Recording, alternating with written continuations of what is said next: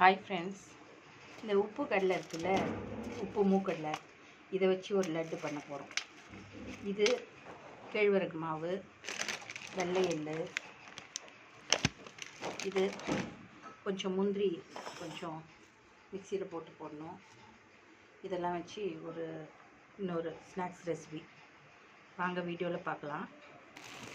இங்கே பாருங்கள், இதில் 1.5 டம்ளர் இருக்குது. எல்லாம் தோல் உரிச்சு வச்சுருக்கேன். உப்புக்கடலையில் இருக்க தோல் எல்லாம் நீக்கி எடுத்து வச்சுருக்கேன். இதை மிக்சியில் போட்டு நல்லா கொஞ்சம் அரைச்சிடணும். இது வறுத்த கடலை தான். இன்னும் கொஞ்சம் லைட்டாக வறுத்துட்டோம்னா கொஞ்சம் நல்லா பொறன்னு நல்லா மசிஞ்சிடும். ஸோ இது தனியாக வறுத்து அரைச்சிடணும். அப்புறம் கேழ்வரகு மாவு கொஞ்சம் தனியாக வறுக்கணும். கேழ்வரகு மாவும் வறுக்கணும்.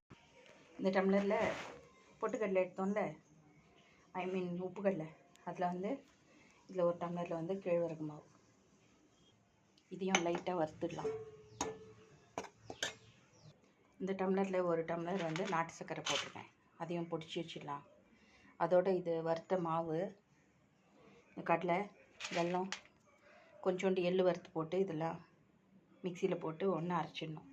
இந்த வறுத்து வச்ச எள்ளையும் அதில் கொட்டி அரைச்சிடலாம் மிக்சியில்.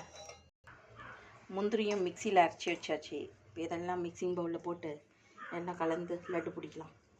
நம்மளோட உப்பு கடலை லட்டு ரெடி பாருங்கள்.